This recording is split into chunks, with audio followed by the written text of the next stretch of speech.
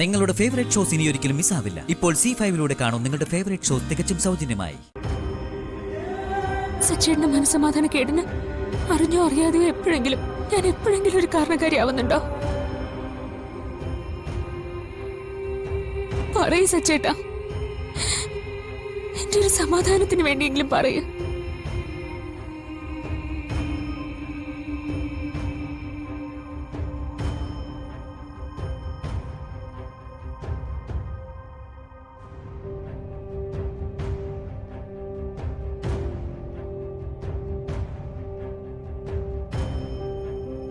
പറയൂ സച്ചേട്ടാ. ഏയ്, അങ്ങനൊന്നുമില്ല. ഇത് മറ്റു പല കാര്യത്തിലാ. ചെറിയ ചെറിയ കാര്യങ്ങൾ മതിയല്ല ഉള്ള സ്വസ്ഥത പോവാൻ. എന്തൊക്കെയാ ജീവിതത്തിൽ സംഭവിക്കുന്നത്? ഒന്ന് കഴിയുമ്പോൾ മറ്റൊന്നായി സ്വസ്ഥത തകരുന്നു. സച്ചേട്ടാ, ഞാനൊന്ന് ചോദിച്ചോട്ടെ, സച്ചേട്ടൻ എന്നിൽ നിന്നും എന്തെങ്കിലും മറയ്ക്കുന്നുണ്ടോ?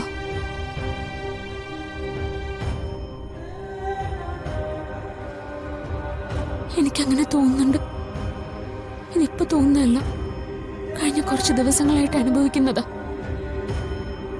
അങ്ങനെ എന്തെങ്കിലും ഉണ്ടോ? ഏയ്, അങ്ങനൊന്നുമില്ല. ഞാൻ തന്നെ എന്ത് മറച്ചു വെക്കാനാ? താൻ പറഞ്ഞതുപോലെ തന്റെ തോന്നലുകളാവും ഇതെല്ലാം. എന്റെ തോന്നലുകളെല്ലാം പിന്നീട് ശരിയാകാറാ പതിവ്. സച്ചേട്ടൻ ഇപ്പൊ പറഞ്ഞത് പിന്നീട് കള്ളായിട്ട് അനുഭവപ്പെട്ട എനിക്കത് സഹിക്കാൻ പറ്റില്ല. അതാ ഞാൻ വീണ്ടും വീണ്ടും എടുത്ത് ചോദിക്കുന്നത്. അങ്ങനൊന്നുമില്ല. പിന്നെ ഇപ്പൊ ഉണ്ടായതൊക്കെ താൻ അതിന് ക്ഷമിച്ചാളായി. ഒരബദ്ധം പറ്റിയതാ. അത് സാരമില്ല.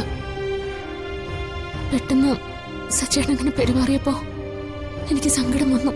അതാ ഞാൻ മുമ്പും പറഞ്ഞിട്ടുള്ള കാര്യ, താൻ ഒരു കാര്യത്തിനും കരയരുതെന്ന്. എന്നിട്ടും ഞാൻ കാരണം തന്നെ തന്റെ കണ്ണെന്നറിയുന്നു. അതൊക്കെ ഞാൻ മറന്നു സച്ചേട്ടാ. എപ്പോഴും ഒരാൾക്ക് സന്തോഷത്തോടെ മാത്രം ഇരിക്കാൻ പറ്റില്ലല്ലോ. സന്തോഷം വരുമ്പോ ചിരിക്കണം, സങ്കടം വരുമ്പോ കരയണം. അതല്ലേ മനുഷ്യരെന്ന് പറയുന്നത്. സന്തോഷവും സങ്കടവും അത്ഭുതവും പിരിമുറുക്കവും ഒക്കെ ഇടയ്ക്കിടയ്ക്ക് നല്ലതാ. അപ്പോഴല്ലേ ജീവിതം ജീവിതമാവുന്നത്.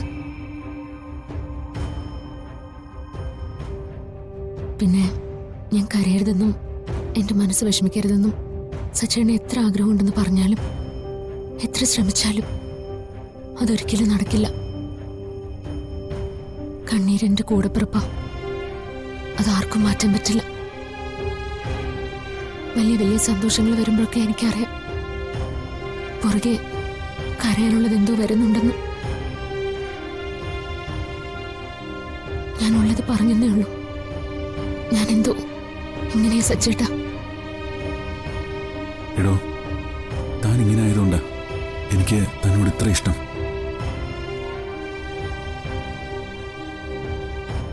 ഡൗൺലോഡ് ചെയ്യൂ C5 ആപ്പ്. കാണൂ എല്ലാ എപ്പിസോഡുകളും സൗജന്യമായി.